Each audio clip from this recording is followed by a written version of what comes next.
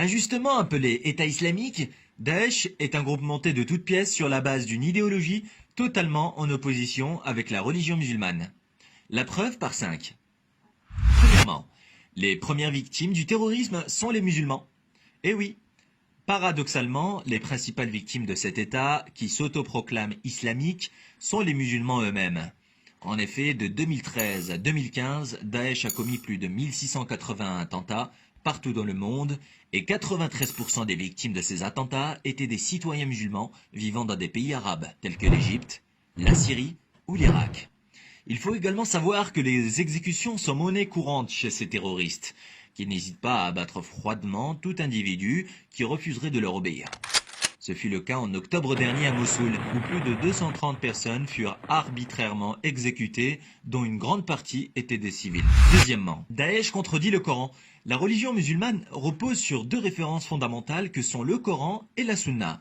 Le Coran est la parole divine révélée aux hommes, et la Sunna rapporte les paroles et actes du prophète de l'islam. Mohammed, que la paix et la bénédiction soient sur lui.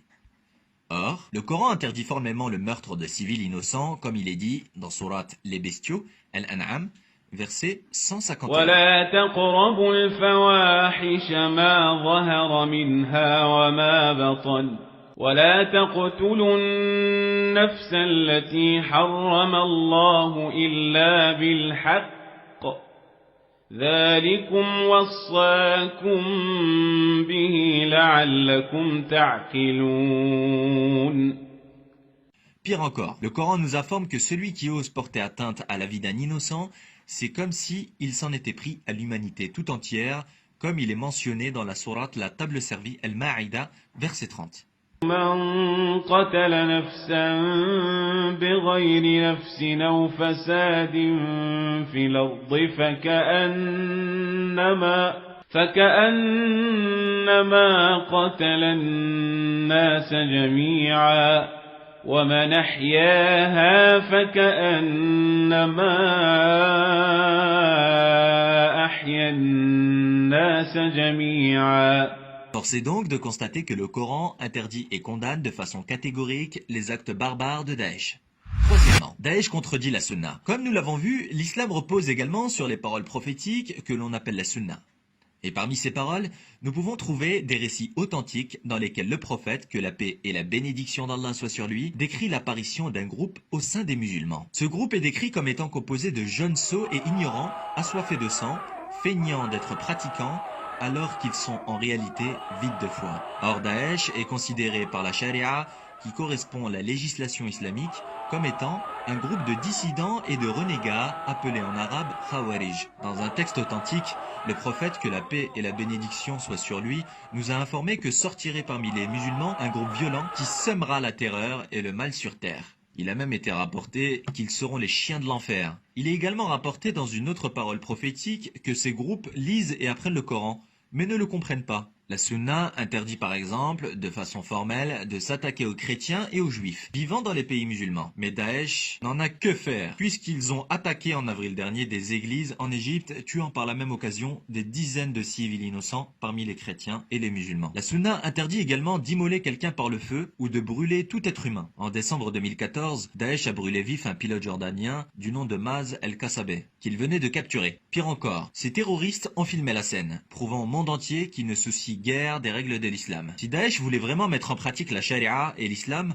pourquoi contredirait-il alors tant de textes islamiques? Pourquoi ne commence-t-il pas par s'imposer à eux-mêmes l'islam avant de vouloir l'imposer aux autres? Quatrièmement, Daesh est sanguinaire. Toute personne ayant un minimum de raison sait que la vie humaine est quelque chose de sacré, ce qui n'est pas le cas de Daesh. Ces terroristes ne se contentent pas d'ôter la vie de leurs victimes, mais ils les torturent et les exécutent de façon barbare et sanguinaire. Or l'islam nous interdit la barbarie même envers les animaux, en nous enjoignant d'exécuter nos bêtes de façon à ce qu'elles ne ressentent aucune douleur. L'islam nous a interdit d'aiguiser nos couteaux devant notre bête, ou même de l'exécuter devant ses semblables. Tout cela afin de ne pas l'effrayer. Que dire alors des actes de Daesh, qui exécutent sauvagement des êtres humains? Mais comme les textes textes prophétiques le mentionnent, ces terroristes ont des cœurs de diable dans des corps d'hommes. Cinquièmement, l'islam condamne Daesh. L'ensemble des savants musulmans, en tout temps et en tout lieu, a toujours fermement condamné Daesh et leurs semblables parmi les autres groupes extrémistes et violents, parfois même au péril de leur vie. Cheikh al-Bukhari et Cheikh Sulayman al-Ruhaili, pour ne citer qu'eux, n'ont pas hésité à dire qu'il n'est pas permis aux musulmans de les aimer et ont mis clairement en garde la communauté contre ces gens qui salissent l'islam de par leurs actes inqualifiables. Selon Cheikh Mohammed Boussanna, il est impératif de préserver nos jeunes de l'emprise de Daesh, ce courant extrémiste qui déclare mécréant quiconque se dresse devant lui, qui appelle aux explosions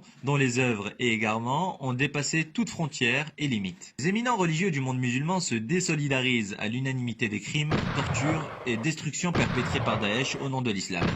Ces barbares ont clairement pris le prétexte de la religion d'Allah pour asseoir et légitimer leurs crimes, et les musulmans souffrent d'être apparentés à ceux que la religion appelle les chiens de l'enfer. Conclusion, Daesh, ISIS, Boko Haram, Al-Qaïda ou EIIL, tant d'appellations, de groupes et de factions qui n'ont qu'une seule et même idéologie, celle de faire couler le sang. Tous nés dans des régions très instables avec pour seul but de s'accaparer le pouvoir. Ces groupes terroristes se servent des textes religieux pour légitimer leurs actes barbares en modifiant les sens comme bon leur semble. Il apparaît clairement au vu de ces éléments que la religion de Daesh ne peut être l'islam. Comment un groupe d'individus qui ne respectent pas les règles d'une religion peut-il s'apparenter? Lier Daesh à l'islam est certainement l'oxymore la plus étonnante que le 21e siècle ait connue. Merci à tous d'avoir suivi cette vidéo.